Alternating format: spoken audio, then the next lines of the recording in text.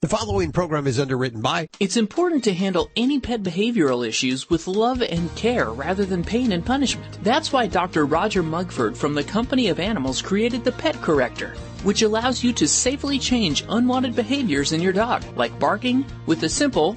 Order yours today at www.companyofanimals.us. Celebrating the connection with our pets. This is Animal Radio, featuring your dream team, veterinarian Dr. Debbie White and groomer Joey Villani. And here are your hosts, Hal Abrams and Judy Francis. I've always told you pigs are smarter than humans. Well, this lady says that they're pretty smart. Yeah, I wonder if they're smarter than dogs. Coming up in today's show, Dr. Lori Marino says that your pig, if you happen to have a pig, could be smarter than your dog, could be smarter than... A monkey. A monkey? Really? Wow. This might change my bacon on Sundays. The way I think about breakfast. How? Well, I'm just saying. I hope it does. People say that pigs are not smart. They are smart, and we'll find out in just a few minutes right here on Animal Radio. That should be enough for you to stick around, right? Plus, we'll be answering your calls. Dr. Debbie and dog father Joey Villani and Lori Brooks working hard in the newsroom. What are we going to find out today?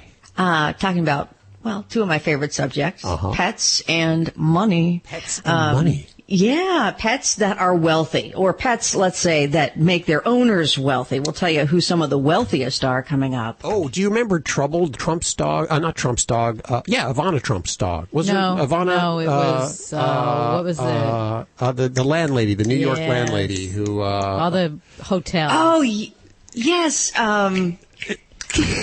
That's her, yes.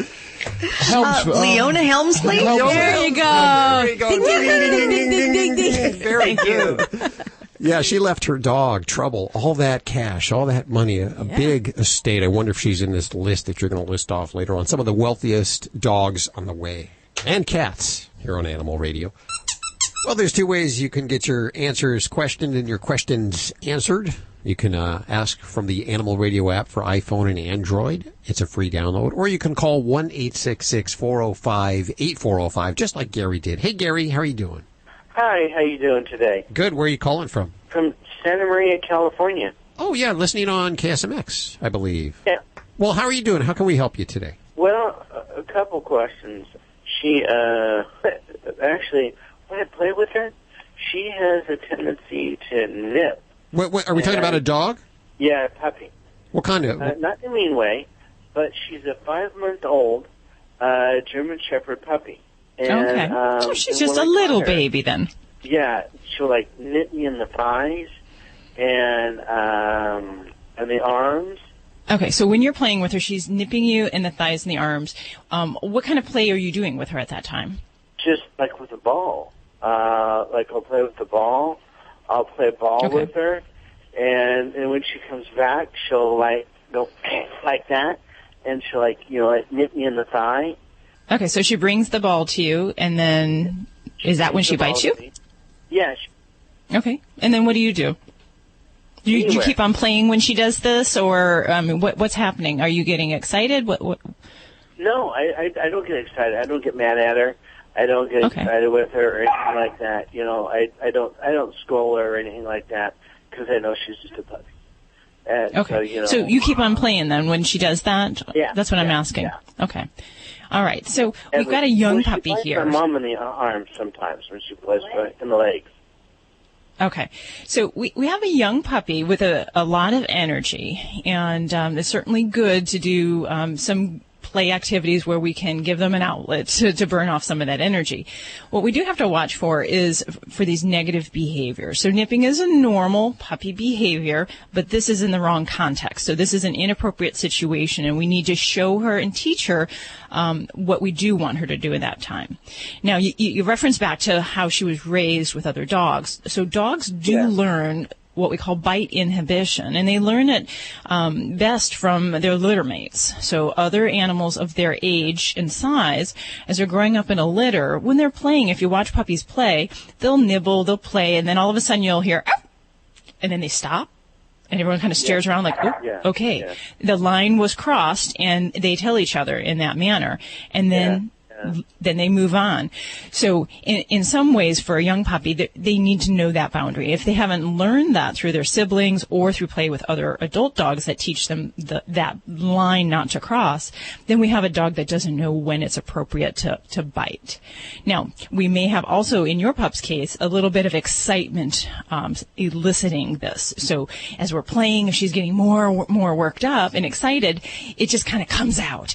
And that's where we would need to recognize when that bite, that nip is about to happen. So that's your job, is to figure out, okay, we play ball for 5 passes, and then I usually get bit. So that's when you would need to say, okay, we're going to cease play at this time before this happens.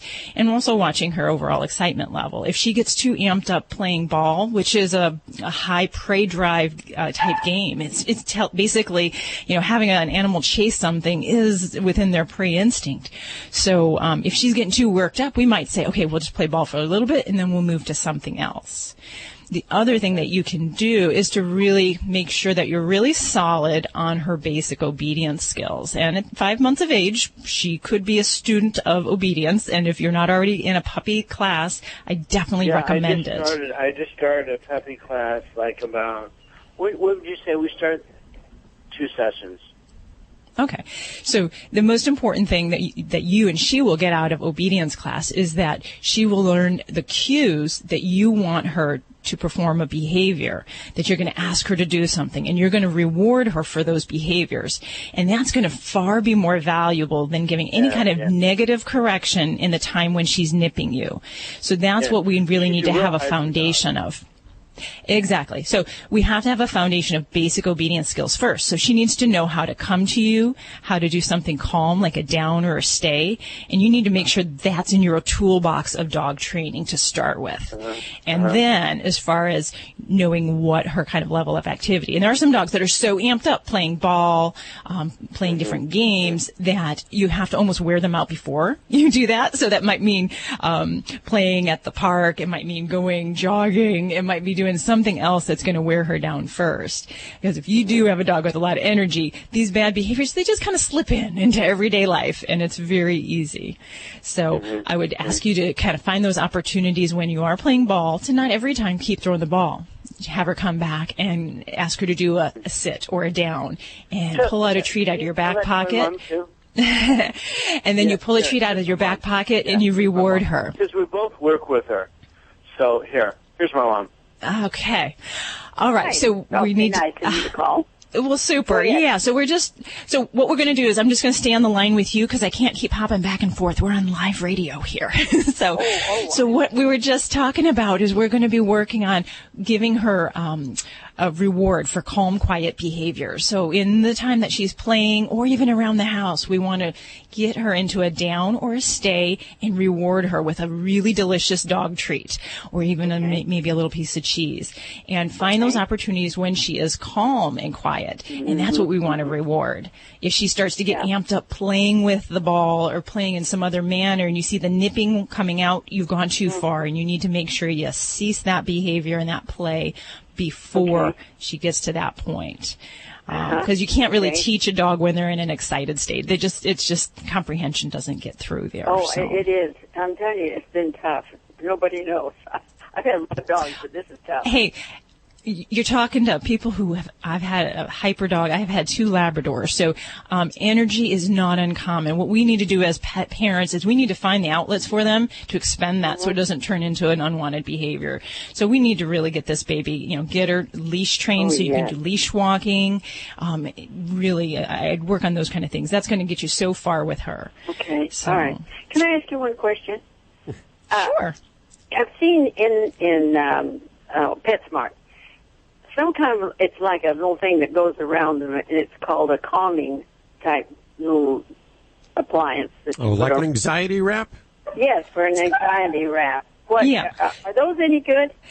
For certain situations. They're good for pets that have anxiety and fear with things like noise phobia, car rides. It's not going to necessarily be the thing to try to calm down an energetic puppy. For a puppy, it's really all about wearing down their batteries because dogs don't have an off button, so you got to wear that battery down. Right. And there are some useful things that you may find for a young, kind of vigorous jumping puppy. Things like the head halters, which look like a horse's bridle that goes over their snout. That can be very effective for her. And boy, does she fight it. Well, I mean, you basically. Right. Well, you have to train and get them accustomed to that gradually. The last thing you want to do is put it on her and let her fly like a fish on a hook at the beginning, because that just sets up a pattern.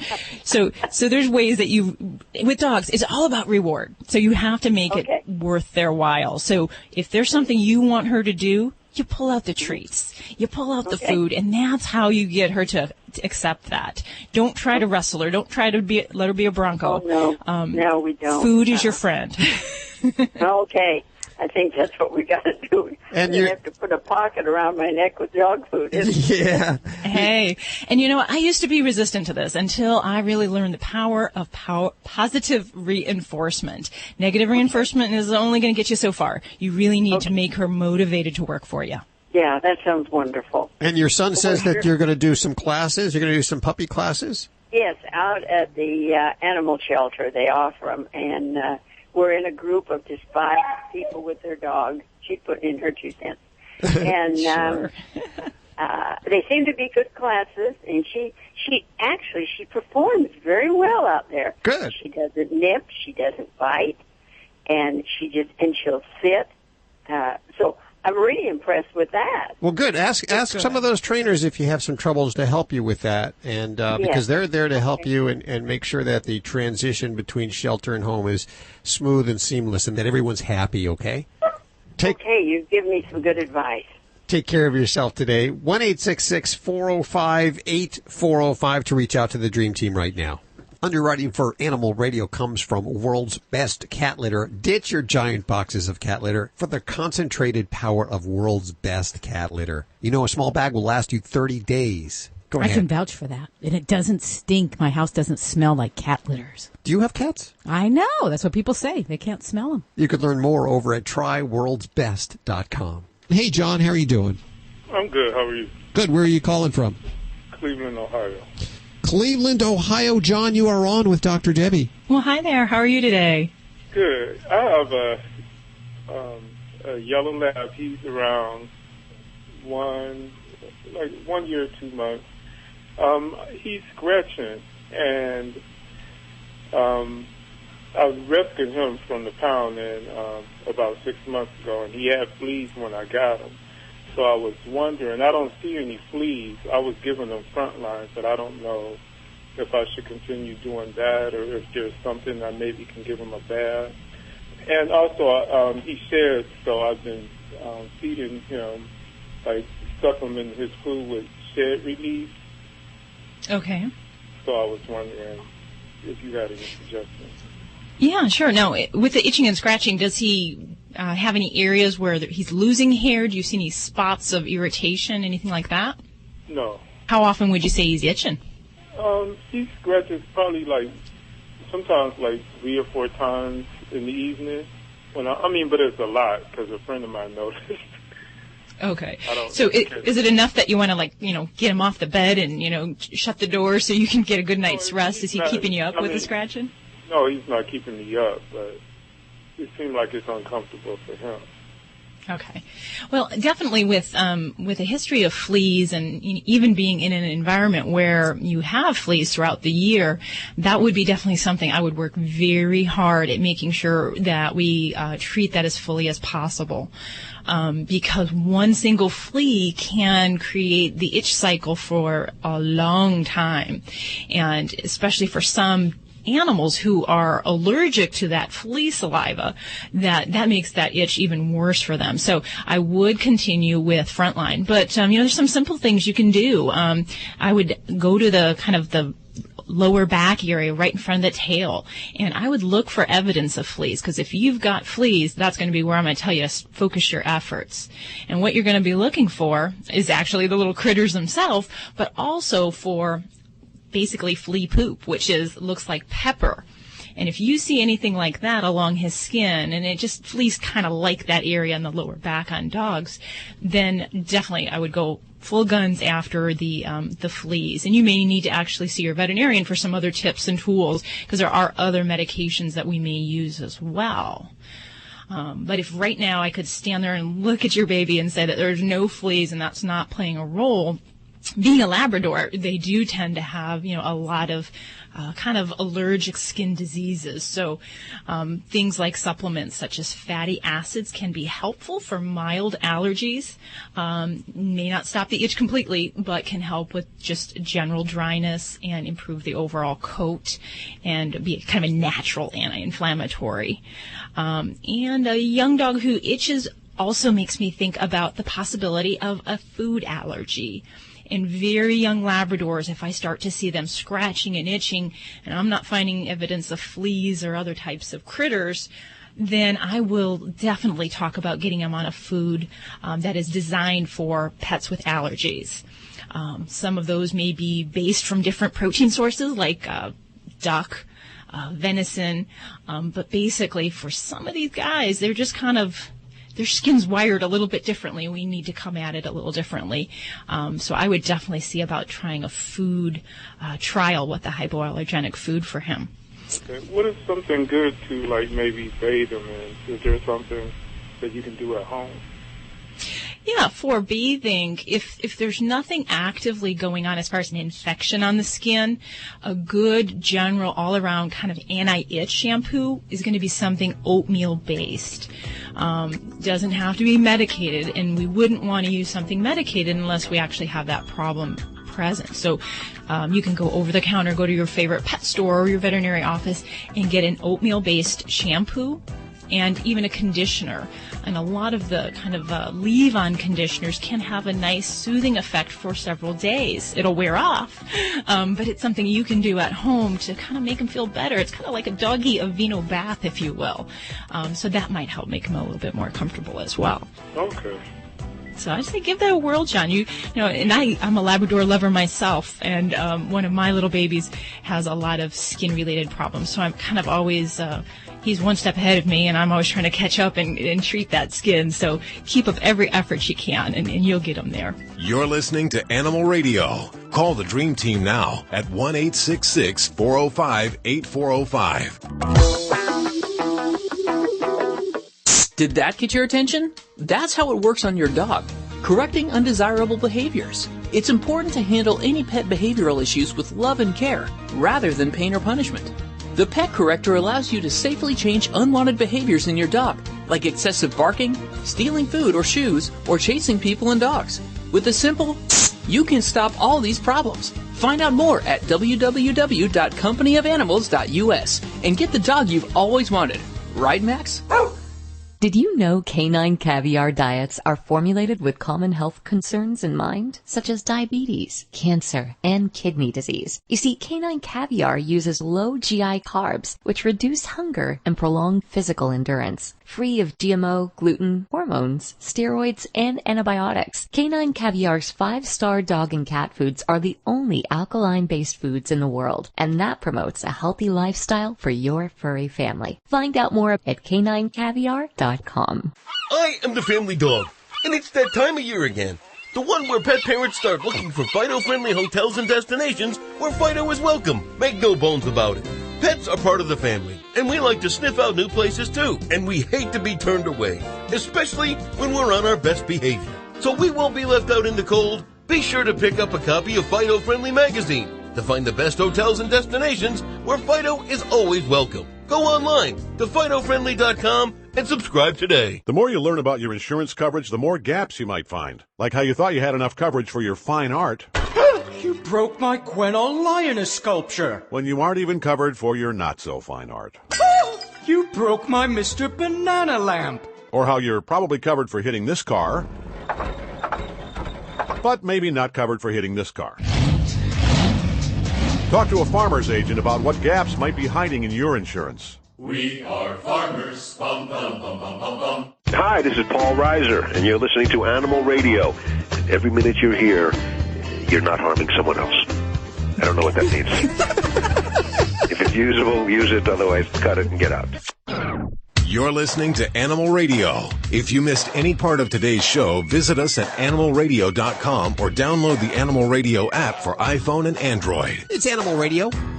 We're celebrating our connection with your pets. Here's the toll-free number. Please join in. Grab your pet right now and dial up 1-866-405-8405. We'd love to hear from you. Joey Villani going to be talking about, and this is really weird. I don't even know if I'm reading this right. Joey, it says here you're going to be talking about hair that gets wrapped around teeth. So I know that's not right because we don't grow hair in our mouth. That's correct. That's correct? That's correct. Yeah, it is. Sometimes the hair grows from right underneath the dog's muzzle or on top of their muzzle and grows up or down and right into the mouth and wraps around the tooth like a vine. That is the weirdest thing. I've never heard of that before. Me neither. Okay, well, that's on the way right here at Animal Radio. Lori, what are you working on over there in the newsroom? All right, get a Kleenex. Okay. Well, if you're the sensitive type, Which because I am. Yes. I know you are.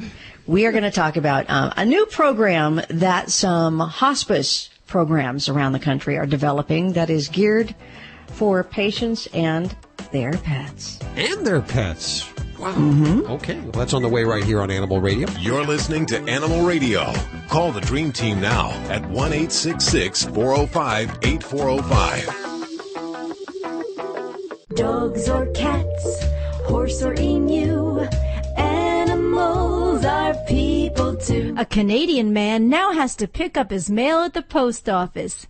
Canada's postal system has stopped delivering his mail after a carrier was scared away from his door by what she described as a very threatening cat. John Samborski says his 8-year-old declawed black cat named Shadow is gentle and calls the whole situation ridiculous. He told the local paper that Shadow likes to eat, sleep, and cuddle. You could drop a bomb on him and he'd just open one eye, take a look, then close them and go back to sleep. A Canada Post spokeswoman said she hoped for an amicable solution to its dispute with the cat owner, but also added that the carrier who delivered the mail to the house was brought up on a farm and very comfortable with all animals, just not this cat. I'm Britt Savage for Animal Radio.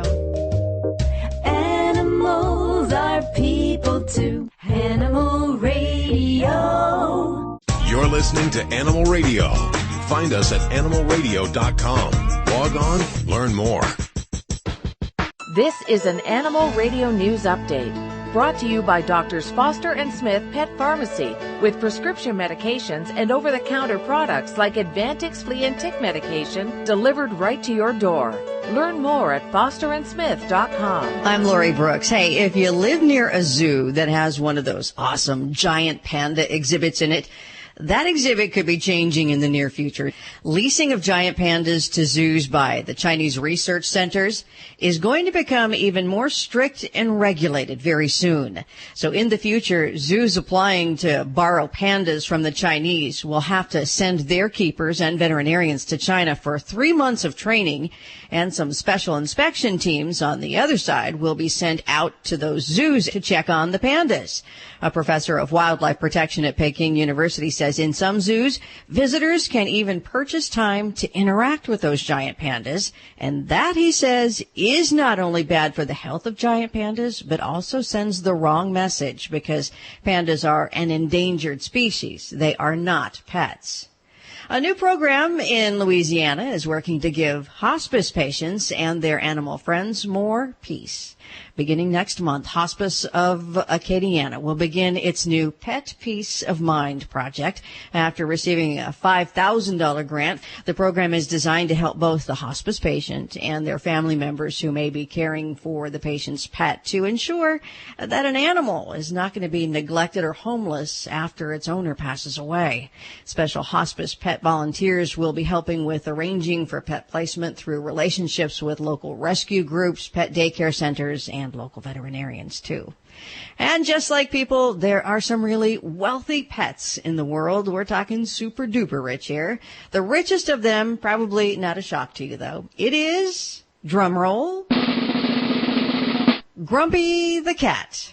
It's estimated Grumpy's owner has made more than $100 million for Grumpy's appearances, modeling, book deals, and ads.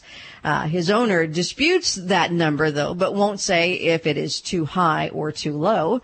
But also on the list of some pretty wealthy pets is Moose, the Jack Russell who starred as Eddie the dog on Frasier, Keiko the killer whale, who's of course no longer with us, Rin Tin Tin, also on the list, along with all of the dogs who starred as Lassie, and Virgin America spokesdog Boo. I'm Lori Brooks. Be sure to get more breaking animal news anytime at animalradio.com. This has been an Animal Radio News Update brought to you by Doctors Foster and Smith Pet Pharmacy. With everyday low prices on products like Quellin and Rimadyl delivered right to your door with a 100% satisfaction guarantee. Learn more at fosterandsmith.com. Doctors Foster and Smith Pet Supplies have a Vet VIPPS accredited online pharmacy covering all your pet's needs, from heartworm medications and anti-inflammatories like Rimadyl to non-prescription items like Canine Advantix Flea and Tick Preventive. Doctors Foster and Smith has your pet covered. We'll even contact your vet for you, all with a 100% satisfaction guarantee. Low prices every day with free shipping on orders over $49. Shop online at fosterandsmith.com because your pet's health and happiness come first. Stella and Chewy's believes that selecting the best food is one of the most important decisions an owner can make for their pet. They believe that pets thrive when they're fed the same diet they'd get in the wild. Dogs and cats are carnivores, and meal mixers are a quick and convenient way to mix a little raw nutrition and great taste into their diet. Made from premium raw ingredients like grass-fed meat and cage-free poultry with organic fruits and vegetables. Meal mixers help kickstart your kibble. Learn more at StellaandChewy's.com. You're listening to Animal Radio. Call the Dream Team now at 1-866-405-8405.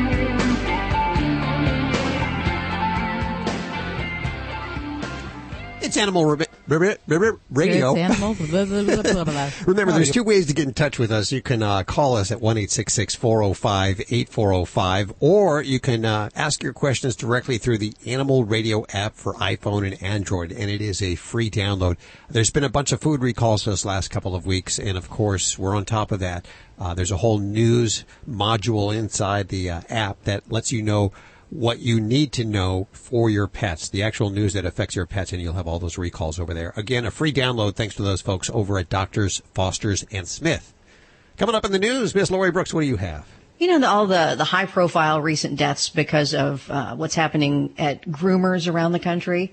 There may be some more pressure put on groomers, and we'll tell you how and more on that story coming up. Oh, gee, I know, Joey, you're like on the cutting edge of that stuff. Well, I actually sit on the New Jersey State Board right now with and we're working on licensing groomers. But the funny part about this is just about a week ago in Vegas we made a major announcement. The three major grooming associations, along with a few local groomers, including myself, Buckley Publications, and the AKC, have been working on, finally have announced and released a testing program for groomers in order so the states can license them and with the proper questions and to get these people more or less, understanding what is necessary. Now, it's not something that's going to tell you how to groom a schnauzer or anything like that, but it's really safety and sanitation and equipment. It's the stuff that, that people have to worry about dropping their pets off, and that, their pets are safe, and the groomers are safe along the same lines. And this is something that's been worked on for a long time. We want to regulate our industry as well. We want it to be a professional industry. And I'll tell you, I know that there's been a lot of cases that you've heard about with grooming related deaths, but there were probably a lot more years past, just that you didn't hear about them as much with, now with the media and the internet and Facebook and everything. You hear about it more often, but it's stuff that's been a problem for quite some time. Oh, yeah. Well, you heard about the one a couple of months ago, the dog that was left in the dryer too long. And the story that keeps coming back, we've heard once or twice about ears actually being cut off and glued back on. Super glued back on. Very strange stuff in the industry. So what are other groomers thinking of this? I mean, they must hate you. First of all, you come on the radio and you tell all your tips and trade secrets, and then now you're trying to create legislation which will make them go through tests. Are they happy for that? I got to be honest with you. The ones that are generally happy are the ones that are running professional operation to begin with. Not that the ones that aren't running a professional operation, I think they don't understand the situation because it's not happening to them.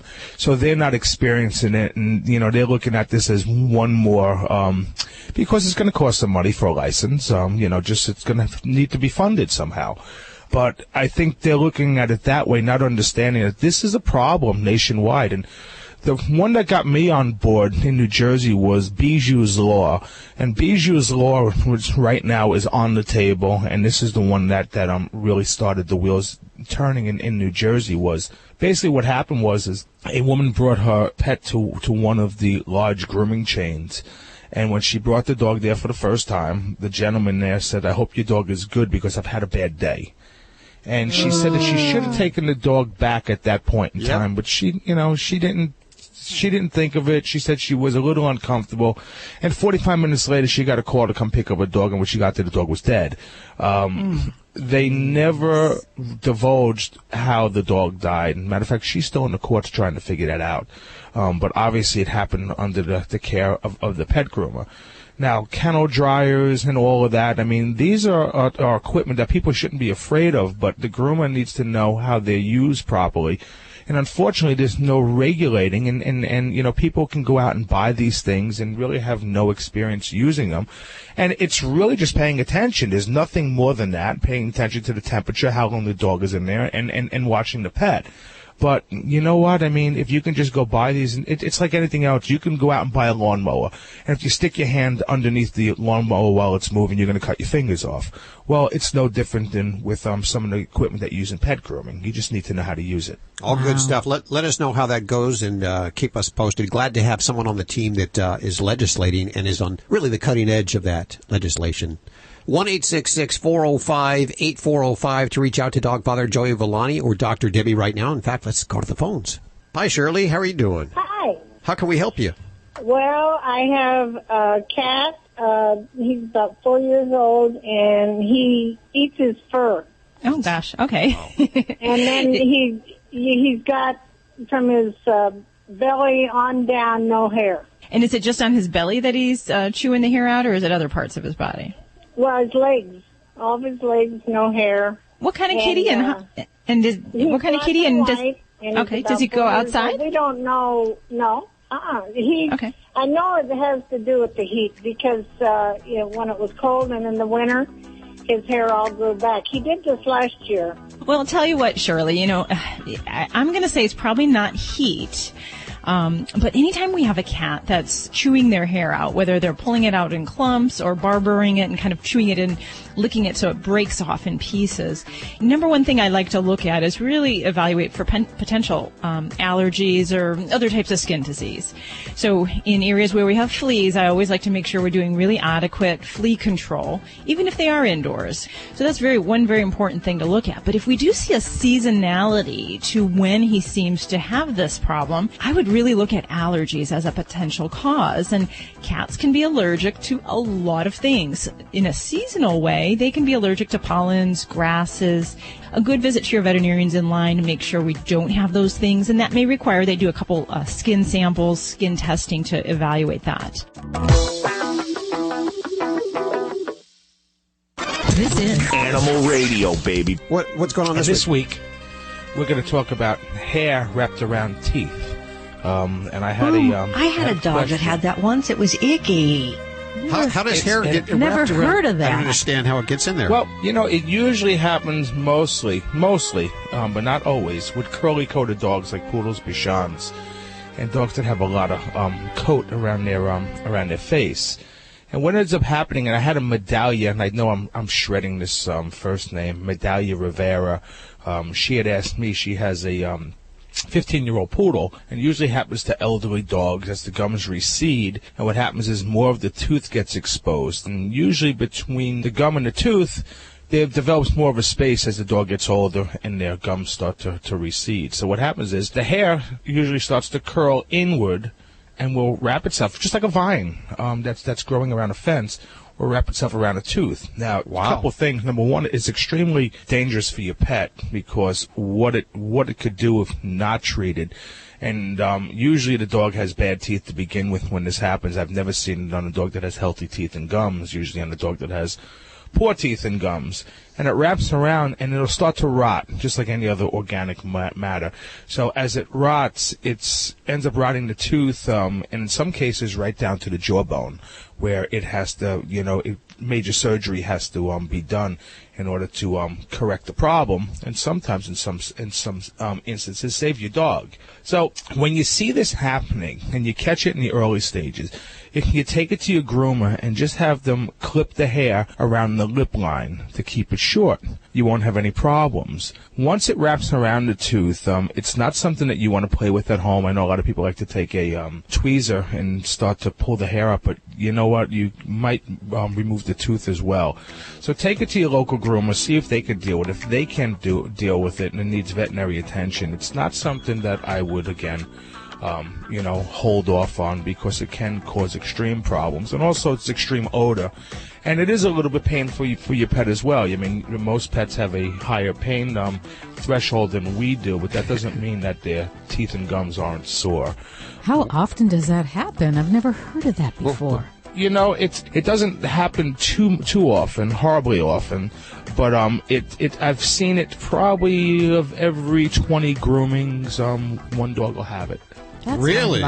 That's pretty common. Yeah. Lori, did you say one of your dogs has that or had that? Yeah, I had an older bulldog, and for some reason I didn't even know it. It was the vet who spotted it. She was checking him for something, and she took a pair of tweezers and pulled it down, and it was like, yuck. You're listening to Animal Radio. Call the Dream Team now at 1-866-405-8405. It's Animal Radio, toll free, 1-866-405-8405. Dr. Debbie, what is the weirdest thing you've ever removed from an animal, would you say? From their stomach. From their stomach. Ingested. Yes.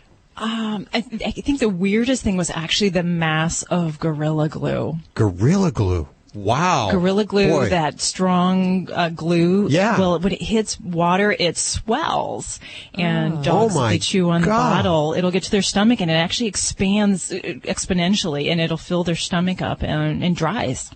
Wow, I guess the dog is okay. I hope the dog is okay. Yes, it was successfely removed. But yeah, it was huge. It was the size of a cantaloupe. That is absolutely wild. You know, the story I was just going to come up here with the news. This is out of the paper. Doesn't compare, but a Labrador named Tiki has a unusual taste for hair bands.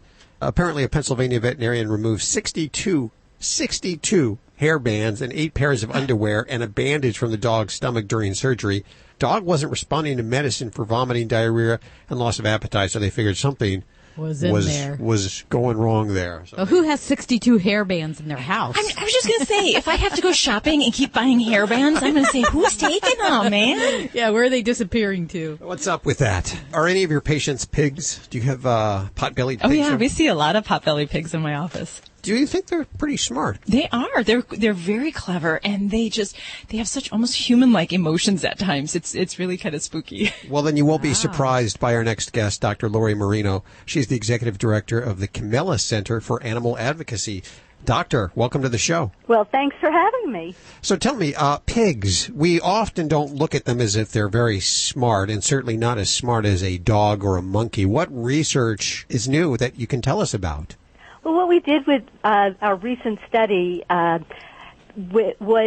look at what we know about pigs and put that in a comparative context, try to understand who they are, not just, what they can do.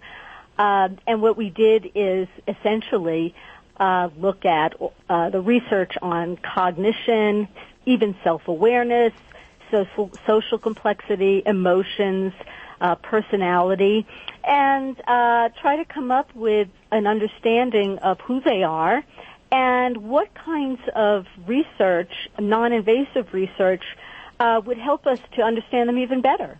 Now, there are all kinds of pigs. I mean, there's the pot-bellied pigs that, people use as pets, and then there's the big pigs on farms. Is this across the board, or is there certain, I want to say, breed or type of pig that might be smarter than another? Yeah, because like a collie's a smart dog, but, there might be a dog that's not as smart. Is that the same for pigs? Well, we certainly don't know enough about them to know that, but what we do know is that domestic pigs are all basically one species, and they are very, very close to their wild counterparts, wild boars.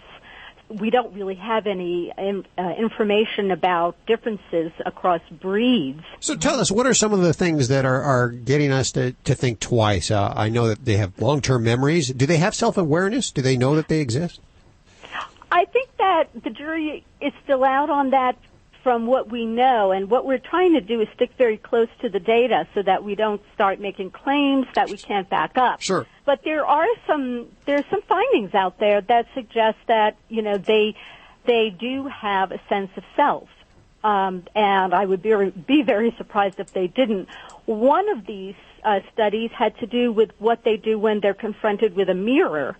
And as you know, there's the long history of some animals recognizing themselves in mirrors, chimpanzees and dolphins and elephants and so forth. And my cats and dogs just try to attack it. No, cats and dogs don't recognize themselves in mirrors. They clearly don't. That doesn't mean they don't have a sense of self, but in this particular way of probing it, they don't show it. With pigs, there have been a couple of studies, and in one of the studies, it was found that they can use a mirror to find food that's hidden from them. Wow. And that's interesting because that's using the mirror at a level very similar to what monkeys do. Uh-huh.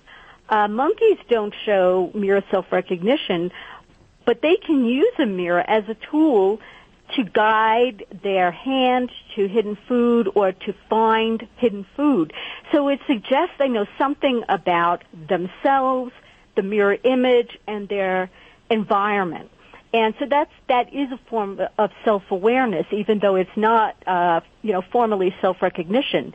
And pigs do other things too, like they're able to use a joystick to move a cursor on a screen. Wow. And, when you think about that, that's a pretty sophisticated cognitive task, because you have to understand that if I move this joystick, it moves something else, and that something else then moves towards, say, a goal on the screen. What that's called in comparative psychology is self-agency, the ability to understand that your actions are intentional and can actually affect something else in the environment. I was going to say they were smart enough to be a politician, but it appears that they're smarter than that. Yes. They're at least smart enough to play video games, and I'm sure that's beyond the capacities of many politicians.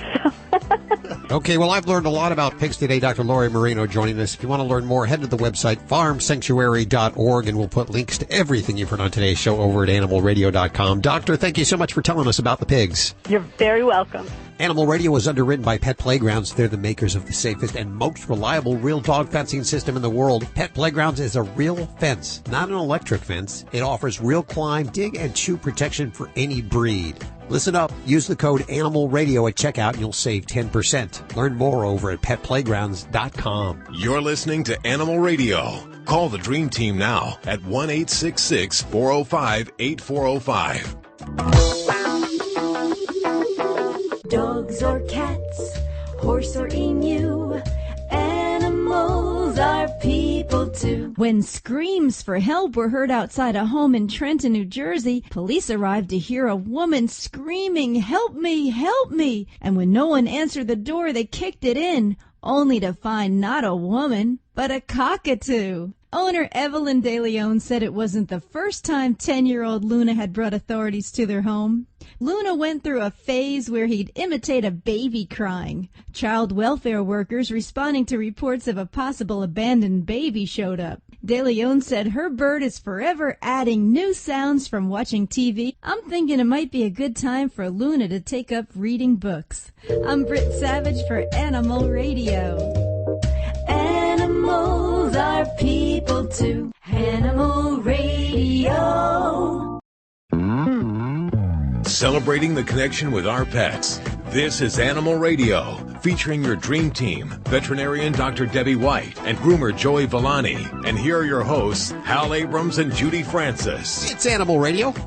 Oh, the big guy just told you that. Well, he didn't tell you the phone number, 1-866-405-8405 to reach out to Dr. Debbie or Dog Father Joey Villani. Also ask your questions directly from the Animal Radio app for iPhone and Android. And we have, is it Lonnie? Laney. Laney. Hey, Laney. Hello. Welcome to the show. Where are you calling from today? I'm calling from beautiful Templeton, California. Wow, just down the road now. Do you listen on KVEC? You know, I don't, I don't get the channel. I don't know how to find it on the radio, and I really miss you people. Okay, so do you listen on XM? You don't.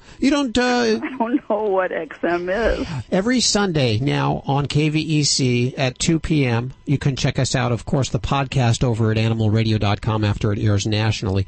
But I understand you want to talk to Dr. Debbie. What's going on with your animal? Yes. Well, several months ago, Tippy, who's a 12-year-old Tonkinese cat, all of a sudden didn't eat or drink. And then she started to lose a lot of weight. I got worried. I took her to emergency. And after numerous tests and everything, they said she had a high thyroid. And, you know, she almost died on me. I just really was. Anyway, so they had me put her on this ointment, METHIMAZOLE, methimazole. Methimazole, okay. Yeah, 2.5 milligrams twice a day. And then they said there's a special food, YD, that I could put her on, and I might be able to take her off the ointment medication. But she still is not gaining. She's still very, very thin, and she's active. She's doing okay now, but I don't know if there's anything else I can do. I just moved recently, and I don't know a vet, and I don't know what to do for her or what else to do for her except the ointment and the YD. Okay. All right. Well, so in kitties, when we have thyroid problems, they have the disorder where they have too much thyroid hormone in their body, and it definitely will cause problems where we lose weight.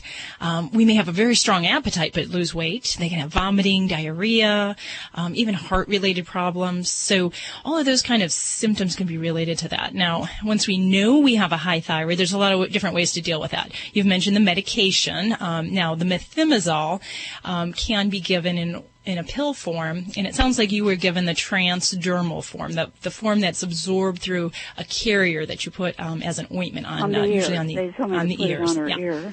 Yeah. So now there are some different controversies with methimazole. One is that transdermal, that route may help for some cats, but the absorption can be a little questionable.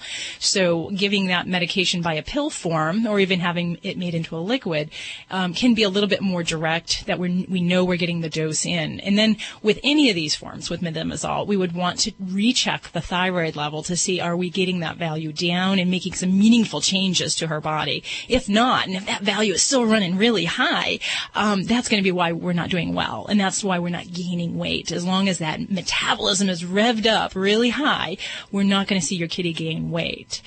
So, and then you mentioned some other ways we treat thyroid disease in cats. Instead of giving a pill or putting this ear medicine on, we can actually feed a diet, and it's a very, very restricted iodine level in the diet YD. And there is some encouraging information that may help to control kitties without needing any kind of medication.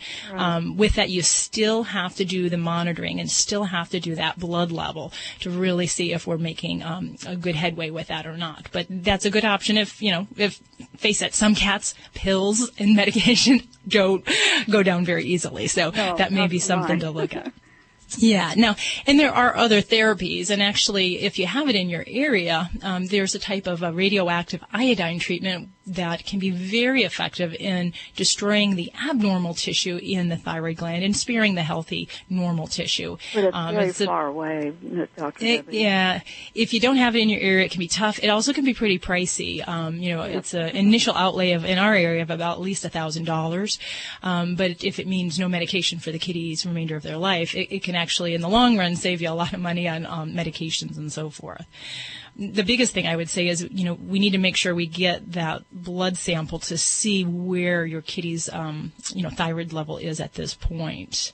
Well, when I got the YD, they said to give her the YD or the Y diet and then wait 6 months and then bring her in for a blood test. Do you think that?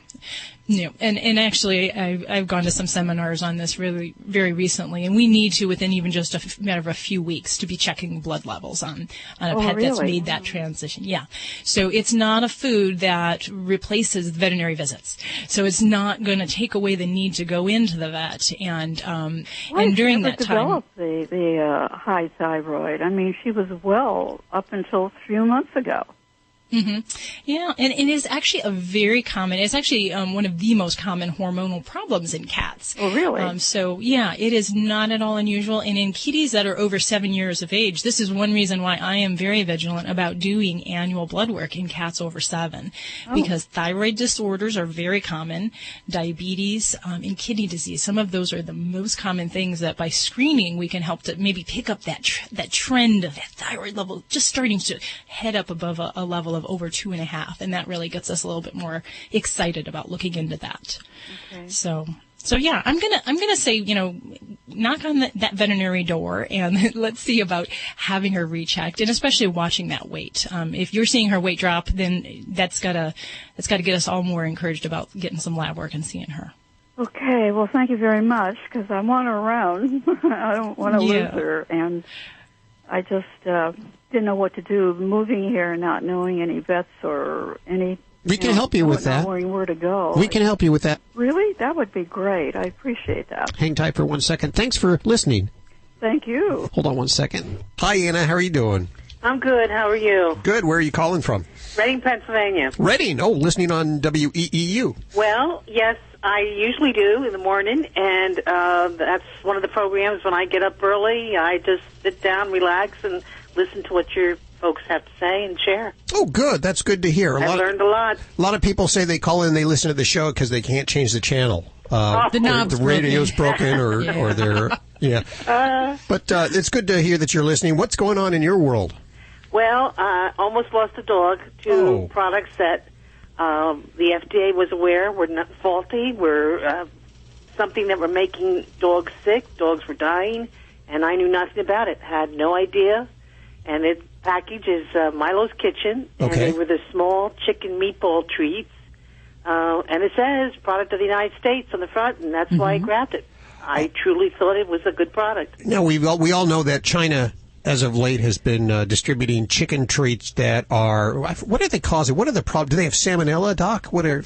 They really don't know, but really since 2007, they've been looking at this with the FDA, and jerky products have something in them, and particularly some of the ingredients are coming from China. Just like she's mentioning, it's not always a product that's produced primarily in China. They outsource the ingredients from China. And actually, in the last decade, China has become a majority of the producers for dog pet foods and ingredients. So this is going to be something, not maybe just with jerky treats, but we really need to be vigilant about watching with any pet products to see where they're sourced from. So this package said that it was made in the USA. Is that correct? Right, and it's not. Well, it is made in the USA, but that's how they're skirting around it.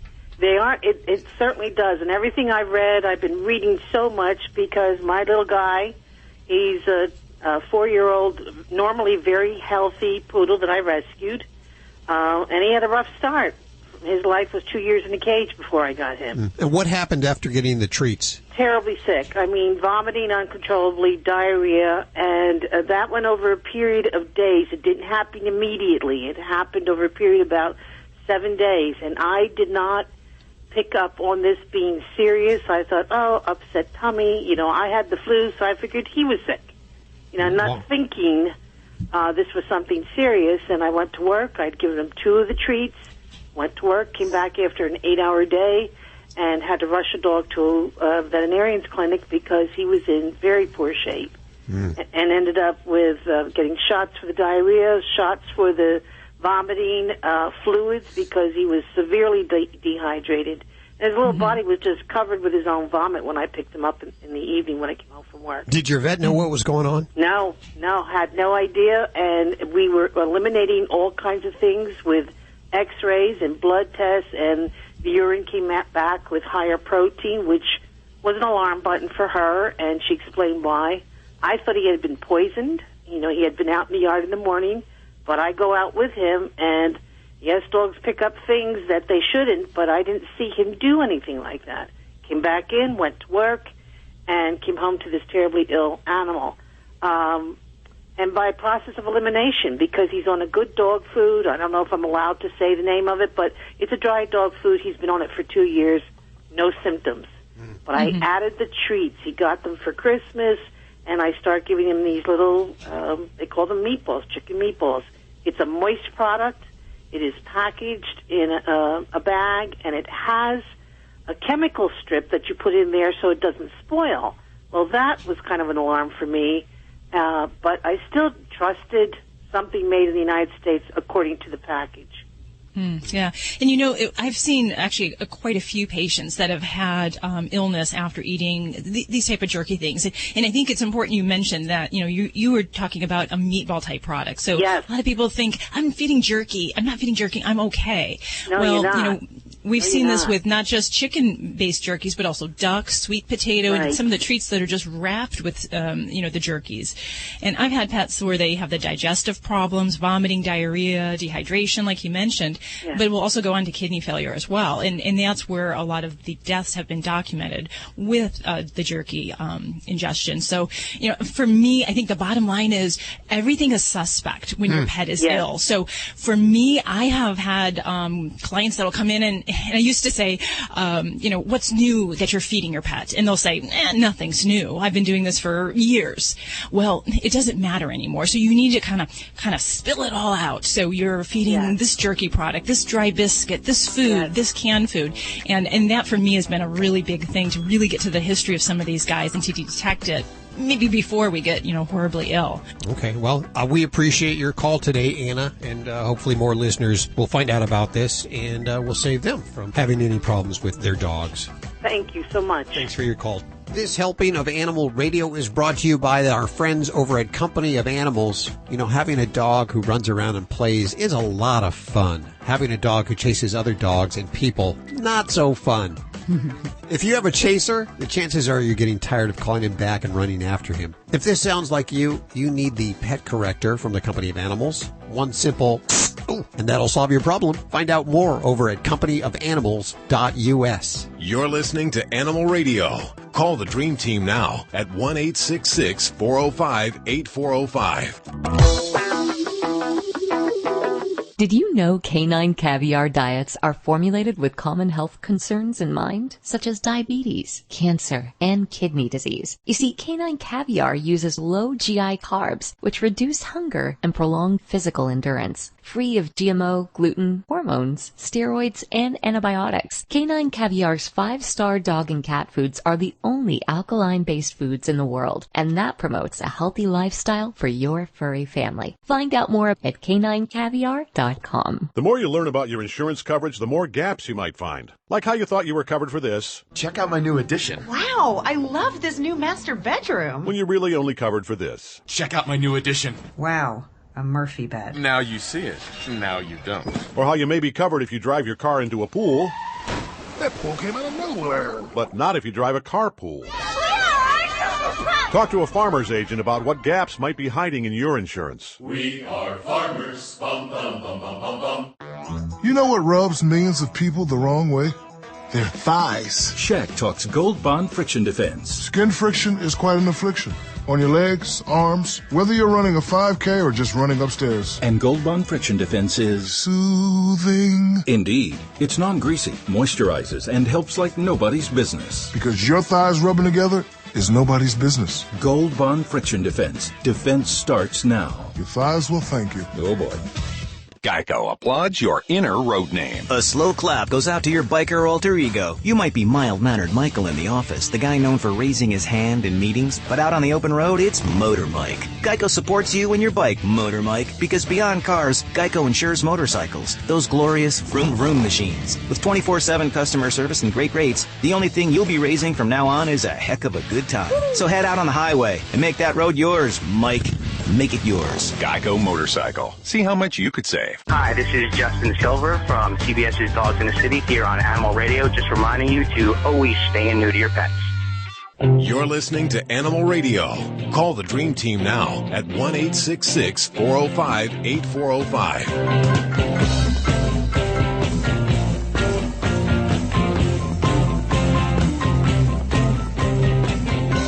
We'll head back to the phones in just a second. Toll free at 1-866-405-8405. For Dr. Debbie, Joey Villani, even Ladybug, the studio stunt dog, taking calls today in her usual chipper self. She is in a great mood. It's just like she's running things around here. Wacky Wednesday is just around the corner, and what does that mean to you? Well, if you're brand new to Animal Radio, Wacky Wednesday is where we ask you for your wacky pictures over at our Facebook page. You upload those little puppies, and the most likes and most shares pick up great prizes every single week. What do you have this week, Miss Francis? I have one of my favorites. I actually have one of these, and I've tested it out. It is the Litter Genie. Litter Genie, huh? Yes, and What is it? A Litter Genie is, you've heard about the diaper genie for babies when you throw the dirty diapers away in this pail. Oh, yeah. Well, it's equivalent to it, but it's for litter. Yeah. When you open up the unit, you put the litter in, but then there's a pull tray. You pull it out and it falls down into a second component. So you seal it off so you don't have the smell. It hides it away plus the smell. So I'm constantly cleaning the litter boxes and I got bags and stuff all over the place. Well, this will hold up to 14 days for one cat. Wow. And you just put it in there and it's great. You don't smell it.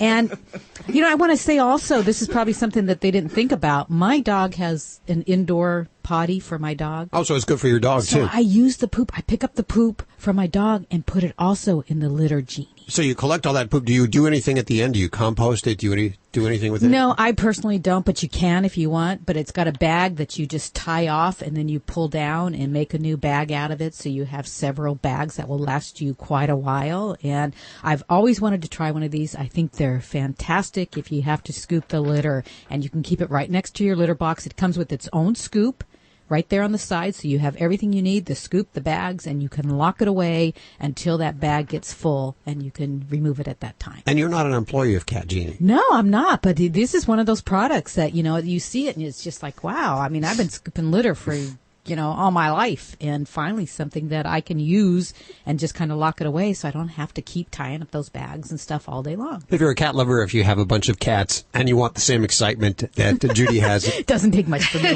on her face right now, please upload your Wacky Wednesday pictures over at the website at Facebook, at our Facebook page. I absolutely get it, Judy. Thank you. Do you have cats? Always had cats. I bet you wish you had Grumpy Cat. Oh, yes, I absolutely. We learned last hour in the news that Grumpy Cat is the wealthiest cat in the world at $100 million, although that can't be confirmed. Wow. Well, yeah, but then is Grumpy Cat really the wealthy one? No, Grumpy Cat's owner is. Yeah. Tabitha, what's her name? Wow. That is, and it's amazing because, what does Grumpy Cat do but just look grumpy all day? Sit there. Why don't I get millions of dollars for just looking grumpy all day? Yeah. I do that pretty well. Yes, you do. Then you said, well, I guess it all started when she posted a video on, Reddit? Reddit. It went viral, and in like 2 days, just everything started rolling. There you go. Isn't it amazing? It's like the stars looked down upon her and said, right time, right place, right? Yeah. I wonder where she got that. Internet fortune. I wonder where she got that cat. If she got it from a shelter, if she got it from some private person. I bet they're kicking themselves. I bet. Well, now here, Moose from Frasier. Oh, yes. The little Jack Russell. He played Eddie, right? We played Eddie on Frasier. Yeah. The dad's dog. So he's also on the list there, but he worked for his money. He worked very hard. He had a very illustrious career. Yes.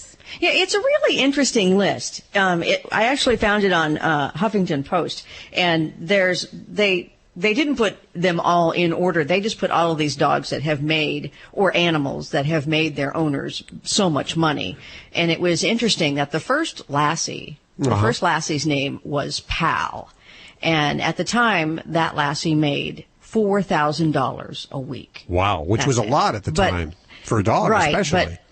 Yes, but if it were starring in a series today, at that same rate, it would be the equivalent of, I think it was about $56,000 a week. Wow. Can you imagine what Toto would have been worth? I'm serious, because Toto, they said, was the most famous movie dog in history. I just seen a thing on that. Can you imagine what he would be worth today? Wow. Was she? It's actually she. Toto, believe it or not, Toto was a she. Well, there was only one Toto. There was like 1 million Lassies. Yeah. Which shocked me. Right. I was really shocked to find out that there was Lassie number 1, Lassie number 2, and And Toto was a shelter dog. Really? All Spitz. Yep. Found it was his dog, and believe it or not, Judy Garland wanted Toto when she when after the movie, and they wouldn't give it to him. Well, aren't we just a vessel of knowledge today? I'm just learning so much. I got 4 Karen Terriers, so I got a little history. Especially, my wife was a Wizard of Oz freak. That's why we got Karen Terriers, so I know a little bit about it. What do you say we go to the phones for Dr. Debbie and Dog Father Joey Villani right now? Here's the number, toll free, 1-866-405-8405. You can also ask your questions directly from the Animal Radio app, the smartphone app for your iPhone or Android. Download it now. It has all the recall information, all the news you need, as well as you can listen to old shows, browse our resources, and most importantly, when you have a question at 2 in the morning that you want to ask the doctor, you'll have that app right there and you can ask. Not that she'll answer it at 2 in the morning, but you never know. First thing in the morning, she'll get back to you, I'm sure, on that. Animal Radio is underwritten by Pet Playgrounds, makers of the safest and most reliable real dog fencing system in the world. Dog trainers, veterinarians, and dog lovers highly recommend Pet Playgrounds because it's the best option to protect your dog. That's why. Use the code Animal Radio at checkout and you'll save 10%, you lucky dog. Learn more at petplaygrounds.com. This is an Animal Radio News Update, brought to you by Doctors Foster and Smith Pet Pharmacy, with prescription medications and over-the-counter products like Advantix flea and tick medication delivered right to your door. Learn more at fosterandsmith.com. Hi, I'm Lori Brooks. Pet ownership or pet parenting, which is becoming the more politically correct term, is not all kitten kisses and puppy love. And before you adopt a furry friend, please be sure you're ready for the financial responsibility that comes with keeping an animal alive and happy. Just like, they release every year that index on the cost of raising a child, I've got one for you now on raising cats and dogs that focuses on the first year cost of having that pet when, you have to acquire all of the things that they need. So that being said, the first year of being a pet parent to a cat, they estimate will cost you about $1,035. And for a dog, that number is a little bit more, $1,843 as estimated by the ASPCA. So dogs are definitely more expensive, and in my own opinion, after reviewing this study, more expensive than these numbers are saying, because, I will look at other pet parents too, and knowing my own spending habits, I spend, I think, a lot more than that, and my bet is that you do too. But bottom line, of course, it's worth every penny. Several high-profile recent pet deaths are highlighting the possible need for government regulation of the over $6 billion pet grooming industry. At least 3 states we hear, those being New York, New Jersey, and Massachusetts, are now considering laws to put rules in place in the largely unregulated pet grooming industry. Some changes are already happening as a result of those cases we just mentioned. Petco, for example, where one dog died while a kennel dryer was being used on it, says that type of kennel dryer the dog was housed in, it has been removed from service in all of their stores as a result of that case. And Pima Animal Care Center in Arizona is celebrating Christmas in July by giving potential pet owners the chance to choose how much they want to pay to adopt or, take home a cat or dog from the shelter. Well, because of summertime overcrowding, shelters all over the country are trying similar new ways of finding homes for animals, and your own local shelter may surprise you with what's in store there, so be sure to check it out. I'm Lori Brooks. Be sure to get more breaking animal news anytime at animalradio.com. This has been an Animal Radio News Update brought to you by Doctors Foster and Smith Pet Pharmacy. With everyday low prices on products like Quellen and Rimadyl delivered right to your door with a 100% satisfaction guarantee. Learn more at fosterandsmith.com. Doctors Foster and Smith Pet Supplies have a Vet VIPPS accredited online pharmacy covering all your pet's needs, from heartworm medications and anti-inflammatories like Rimadyl to non-prescription items like Canine Advantix Flea and Tick Preventive. Doctors Foster and Smith has your pet covered. We'll even contact your vet for you, all with a 100% satisfaction guarantee. Low prices every day with free shipping on orders over $49. Shop online at fosterandsmith.com because your pet's health and happiness come first. Love the warmth and beauty of hardwood flooring? Then you've got to get to Lumber Liquidators Hardwood Flooring Sale for deals on over 200 varieties of hardwood from just 99 cents. You could pay twice as much at other stores, but we've got gorgeous, pre-finished, easy-to-install walnut red oak for $219. Stunning Sancho Bay solid hardwood for $299. Hot new wood look tile for an incredible $179. Plus laminate and more from 49 cents. And 24-month special financing. The hardwood flooring sale is going on now. Visit lumberliquidators.com to find a store near you. You're listening to Animal Radio. Call the Dream Team now at 1-866-405-8405. It's Animal Radio. We'll head back to the phones in just a second for your calls. Toll free at 1-866-405-8405. Regular listeners know we've been talking the last few weeks about pet playgrounds.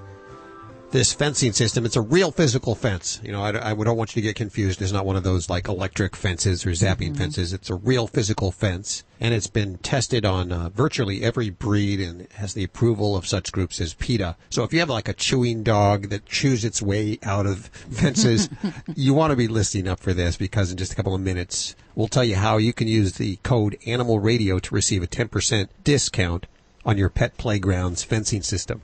But I figured, who better to tell you about it than the top dog at Pet Playgrounds, Victor Bomels, is joining us. Hi, Victor. How are you doing? I'm well. How are you? Splendid. Thank you so much. This fencing system is innovative, and it's something that's so needed for a lot of people that try to enclose their animals and have had failures in the past because they dig underneath or they chew their way through. Tell us, describe what the fence is all about and how it works so well. Well, what it is it's a combination of materials. I'd say a 1,100-pound break-strength polypropylene mesh. Wow. That's combined with a metal hex wire. And it's all supported with a steel tension cable along the top and the bottom. And because the bottom of the fence flares in and gets staked down, that's what makes it almost impossible to climb through. How'd you come up with this? Did you have a dog an escape artist? Or... Is this personal? Yeah, is it personal? Yeah, it started personal. It was a puppy that ran away and got actually killed by a car. Oh, no. As a child. So then I became sort of an amateur trainer and trained a bunch of dogs, including my own. But the issue was still there are other dogs in the neighborhood. Even if you can call your dog off lead, the issue is the other animals. And then trying to figure out a solution for a fence, all of the solutions are very expensive, and many of them don't work. You know, well, what about just like a chain link fence? Don't those work? They do work. The issue is that they're very expensive, and they only work well on uneven when the ground is actually perfectly straight. Uh-huh. And the other issue is they typically can get climbed over pretty easily and dug under if the ground isn't straight. Uh-huh. And so your Pet Playground system is a loose fence so that they can't climb it? Explain how that works. That works because there aren't rails. Typical fences have rails. So that rail becomes very easy for a dog to put their paws on and pull themselves over. We have a tension cable along the top and a tension cable along the bottom. While there is some tension to keep it tight and straight, it isn't as steady as a rail. So dogs feel it, and they feel like it's a net, and they don't like the feeling. I got to say, the reason that I really like this is that it's not an eyesore. I stand back like, well, you know, chain link fences are an eyesore. You can see them a mile away. Yeah. But I stand back from this fence about 10, 15 feet, and it disappears. Absolutely. There's only a post required every 20 feet or a tree. And because there aren't any rails, that's why it blends in so incredibly well. What about the people that say, I want to use one of these invisible electric fences? What do you usually say? Well, you know, I usually say try it on your own neck first. And then, you know, the experts agree that it fails 30% of the time. Wow. You know, sometimes it's years later. Well, it doesn't keep animals out, though, does it? That's the big problem. I mean, I could have another dog come in my yard and attack my dogs or something. I wouldn't want that. I have cats, and people that know me know I have a lot of cats. Too many. Maybe too many. And I like them to go outside. I like them to be able to smell the air and see the birds, but obviously I don't want them roaming free. Are we able to use the Pet Playgrounds fence for the cats? Absolutely. We have a special arm that goes on the top of a 6-foot-tall dog fence kit, and it faces inward, and it actually creates an overhang type situation that makes it virtually impossible for a cat to climb out. I love that. Like I said, I have an escape artist. I'd like to put him up to that challenge. If any cat could get out, this one could. It hasn't happened, but we've all seen Jurassic Park. I encourage listeners to check out petplaygrounds.com, petplaygrounds.com, and you'll find out more about this real dog fencing, not electric fencing, not invisible. It is invisible when you stand back from about 10 to 15 feet. You can't see it, but it is an actual fence that they can't chew through, they can't dig under. They can't climb. And you can call them at 1-800-985-9202. That's 1-800-985-9202. And for a limited time, if you enter the code Animal Radio, you'll receive a 10% discount on your entire fencing system. So here's the website again, petplaygrounds.com. You can select your height, the size, choose whether you want to assemble it yourself or have a professional come over. In my case, I'd probably have a professional come over. That'd be better for you, Hal. Yeah. If you know me like Judy knows me, you know I know you too well. You want to hire out for that. But I'm sure it's fairly simple to put together or easy for those that are apt to do it. Petplaygrounds.com is the website. Victor, thanks so much for joining us today. Thank you. And we want to thank Pet Playgrounds for underwriting Animal Radio. You're listening to Animal Radio. If you missed any part of today's show, visit us at animalradio.com or download the Animal Radio app for iPhone and Android. Dogs or cats, horse or emu, animals are people too. A dog owner from Myrtle Beach is spreading a safety message after her dog lost part of his tongue in a terrible paper shredder accident. Sandy Clark's boxer named Cross lost chunks of his tongue by getting it caught in a shredder in her home office. Clark said it was a terrible experience. Cross was screaming with his tongue still caught in the machine for 10 to 15 minutes until they were able to put the shredder in reverse. Clark is trying to make people aware that shredders need to be unplugged and should include a warning about the dangers to children and pets. As for Cross, his prognosis is very good. He was able to keep most of his tongue and will soon be back to eating, drinking, and licking, just not shredders. I'm Britt Savage for Animal Radio. Animals are people too. Animal Radio. You're listening to Animal Radio. Find us at animalradio.com. Log on, learn more. This is Animal Radio, baby. Audrey, how you doing? Great. How are you doing? Good. Where are you today? Tucson, Arizona.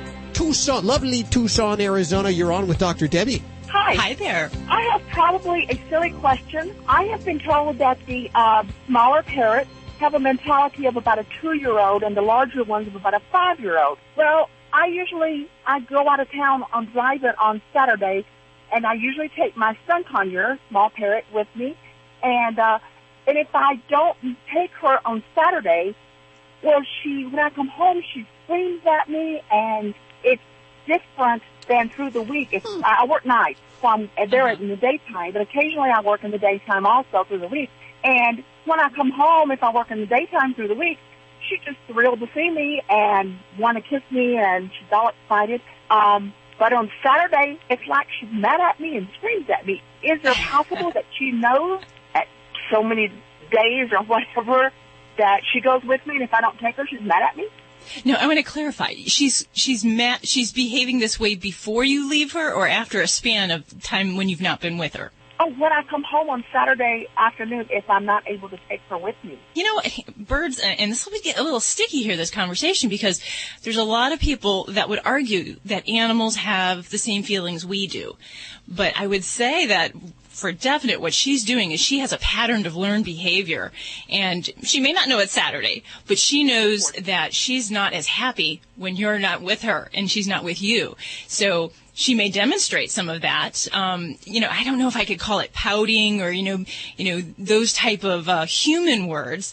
But, if she doesn't have the same social stimulation, she doesn't have the same activity or mental stimulation, she might be acting funny. And, does she have feelings? Is she telling you that she's ticked off? That is the argument that animal behaviorists, pet owners would probably bonk heads on, because you ask any pet owner and they'll say that their pet feels the same feelings that we do. And I'd have to agree on that to some point. But the big question is, does she really understand what she's doing and trying to get even with you? I don't know about that. That's a tough call. Well, she doesn't actually talk, even though she's capable of it, but I understand her body language quite well. And I can even tell people what she wants. And then when she does it, they are amazed. How'd you do that? Well, I understand her body language and what she's wanted. Absolutely. It's just like a mom and their, infant child. You kind of learn what kind of triggers there are. And, I, to some degree, I think she's probably working you, just to make you feel bad. But, the humans in the household have to set the pattern of behavior and the rules.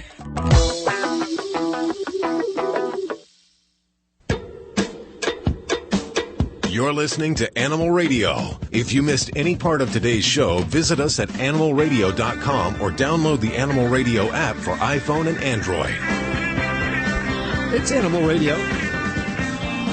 Both Doc Halligan and Judy doing kind of air drums. Air drums, yeah. Woo, yay! Both of you are very, very talented. I'll tell you that Thank you. A topic this week that is controversial whenever you bring it up, and it's all about vaccines. And, you can find one side of the camp that will say vaccines are the worst, don't do them, they can cause cancer. And then you'll find the other side of the camp that says you got to get every single vaccine done for your animals. So what do you do? It really isn't as controversial as you would think. There's a lot of miscommunication about it. So the fact of the matter is, every year cats and dogs die from preventable diseases that you can get your pet vaccinated for. And what are those diseases? So parvo, dog parvo. Okay. Every year, thousands of dogs probably die from that across the country. And that's a shame because that's so preventable. It is preventable. But the other thing we'll get into, too, is sometimes pets are vaccinated and they don't make antibodies. So that's another thing we need to touch on. But so feline distemper, cats can get that and die from that. Feline leukemia is another one that cats will get and die from. Rabies is a big one.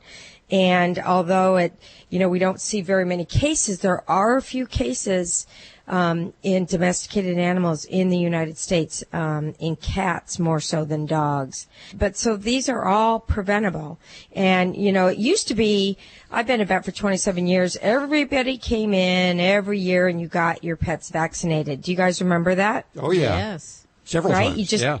And I mean, when I graduated from vet school, I needed to pay the bills, and so I did these shot clinics, and people would just come in droves. So it was very common for pets to get vaccinated every year. Then the veterinarians in the schools that do research started doing testing to see, do pets really need to be vaccinated every year? Because babies don't get vaccinated every year, right? So people were questioning that. Now, the vaccine manufacturers only did studies for a year. They didn't do 3-year studies or 5-year or 10-year. Why do you think that is? Well, I'm not going to trust the manufacturers. Yeah. Yes, they want certain results. If they did a study that showed that your pet didn't need vaccines for, it was good for 5 years, that would hurt them financially. Yep. Sure. They only did 1-year studies. So the vet schools did studies. Lo and behold, these pets that were vaccinated properly had antibodies 3 years out, 4 years out, 5 years out, 7 years out, 10 years out. And so that's what caused such a controversy, because people are like, wait a minute.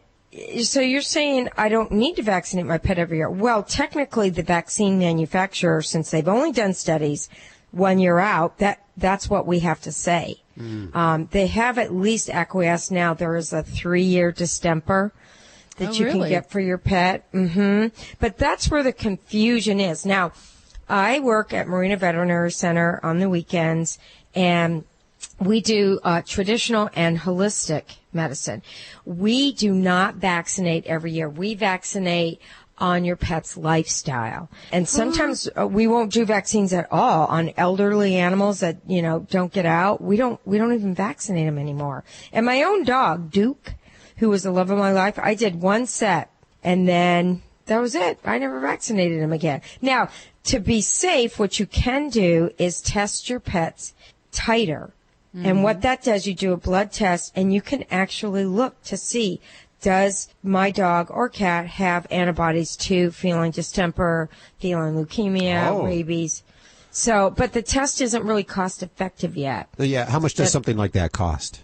It's pricey. It's, $50 to $100 depending on the lab. Okay, so for listeners, I just want to explain this once again. If you use this titer test, you do the blood test, you can check to see if the vaccine that they took a year ago still has antibodies, if it's still effective, or if you need another one. Is that correct? That's absolutely correct. Okay. Yep. Following along there. So we can check, and I mean, the sad thing is the vets really kind of didn't buck the system because it was a way to get you to bring your pet in every year. And now what's happening is people aren't coming in at all. Now these pets are not getting seen for years. And, 1 year in their life is 7 years in ours. So if I haven't seen your pet in 3 years, that's like 21 years. I wish I could be that happening. lucky and not have to go to the doctor for 21 years. Can you imagine? Well, what are the problems that can happen from vaccines? People say that rabies, they won't get their rabies done because their animals get violently sick afterwards. I've heard about vaccine-induced sarcomas. Unfortunately, your pet can die from a vaccine. They can go into anaphylaxis and die. Yes. Now, if you're at a veterinary hospital and that happens, it's usually quick and we can counteract it. It's when you go to these shot clinics, where you kind of do the shot and you leave, that could be dangerous. But typically it happens fairly soon. So that is one drawback, but the chances are very slim. We don't see it that often. The bigger one that we do see is, yes, animals can have, they can get cancer from the adjuvants that are in the vaccine, not the virus that you're injecting that's dead, but the adjuvants that keep it, in the solution and everything. That's what, for some reason, that can trigger cancer in cats especially. But now they're saying in cats, any kind of injection can trigger, like what you said, a sarcoma, which is a malignant, nasty tumor. I've seen them in practice. In between the shoulder blades, and it's horrible because the cats do end up usually dying because it spreads. So that's why I don't know if you've noticed that we kind of universally give the vaccines in the certain limbs so that we could amputate a limb if that happened. Really? Is that why you do that? I did not know that. Yeah, that's why we're doing it. So we do the rabies right rear, and cats, the FARCP is right front, and the DAPP is right front. Be sure to check with your vet what's needed, especially in your area, and what the laws are for your area where you live. Well, that's so good to learn all this stuff today. Thank you so much, Doc Halligan. Learn more over at the LucyPetFoundation.org. And thank you all for calling in today. Remember, you can ask your questions during the week by calling 1-866-405-8405 or directly from the Animal Radio app for iPhone. Have yourself a great week. Bye-bye. Bye.